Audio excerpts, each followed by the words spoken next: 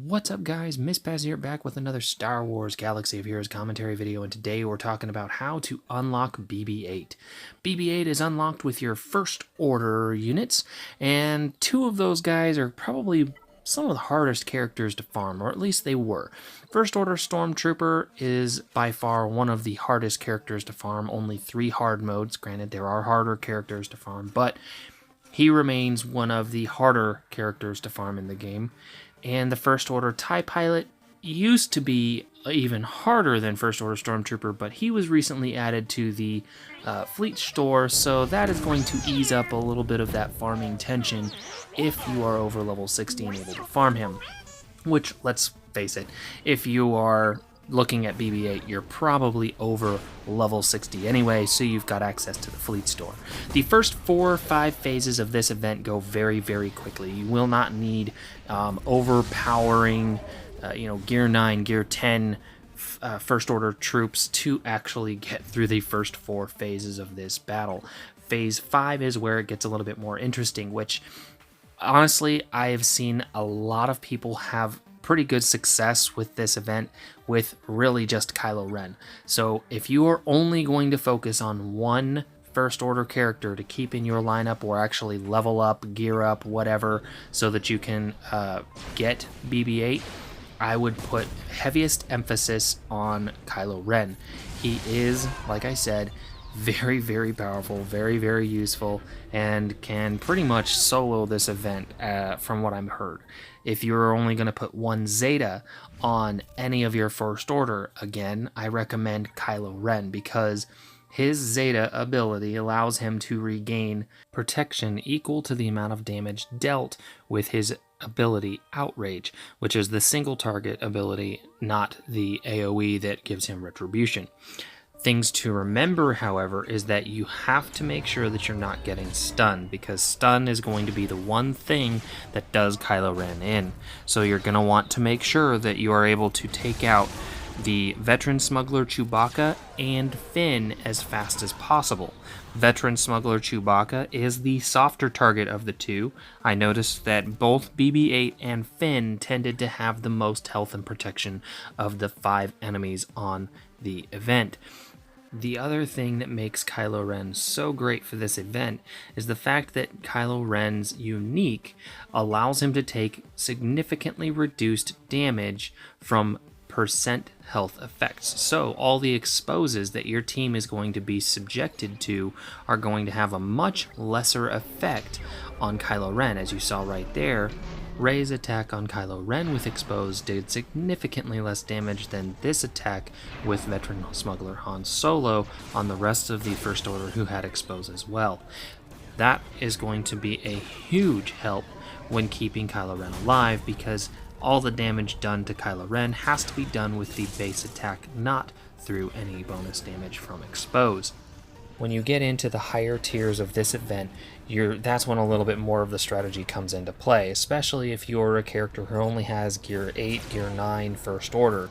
In order to beat Phase 5 and Phase 6 and 7 of this event, you're going to need to be a little bit more deliberate in your targeting, a little bit more strategic in who you take out first. Personally, I would take out Veteran Smuggler Chewbacca first because of his ability to slow down your entire squad.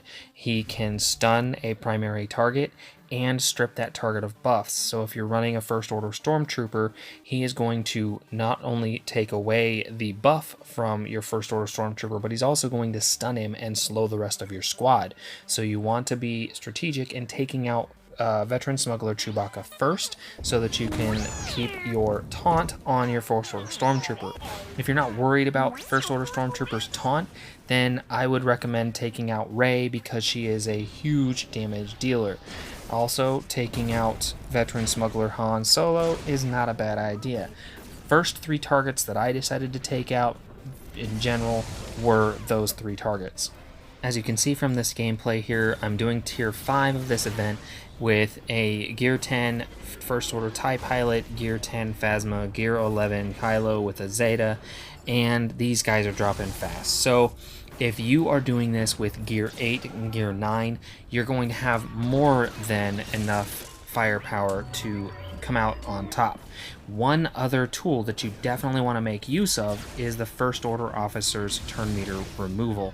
First Order Officer has that ability to strip, I believe it's 40 or 60% of the target's turn meter, and that comes in extremely handy, especially when you're trying to make sure that you get it back around to Kylo's turn so he can throw out a stun.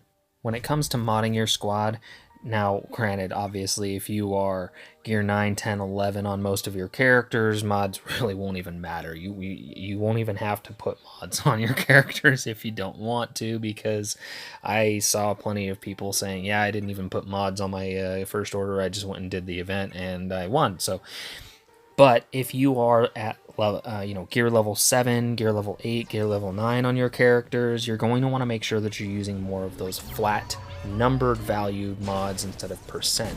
For example, protection.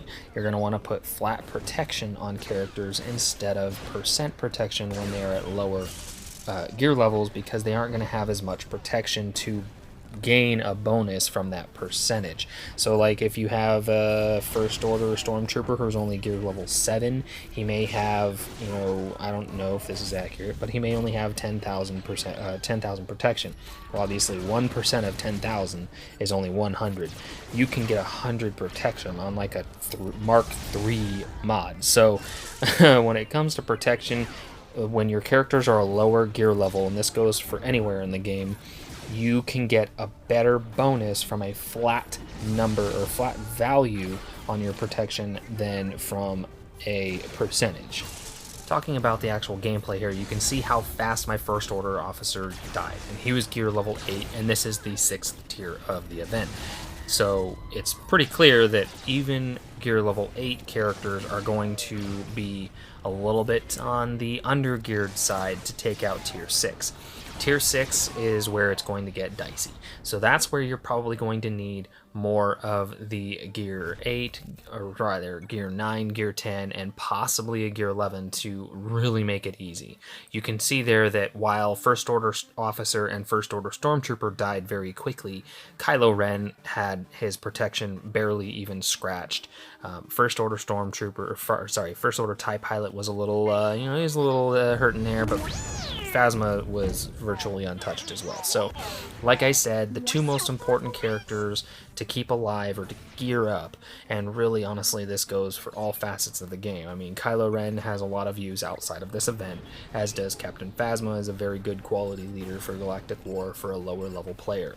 So, your First Order, it's not really so imperative that you gear anybody except for Phasma, Kylo, and honestly, First Order TIE Pilot, because let's face it, his ship is pretty awesome. So if you are doing ships or anything, First Order TIE Pilot is worth the investment gear wise, and then you can always focus on Captain Phasma, because I mean, Captain Phasma is just Captain Phasma. And then this also goes into, we don't know what is going to change with the game come this winter. I mean, it's only September 29th right now, so The Last Jedi is coming out this winter, and as happens with every new Star Wars event, new game releases, new movies, all that stuff, there's inevitably going to be some awesome stuff that comes out relating to the movie, and obviously being a continuation of The Force Awakens, where all of these characters came from,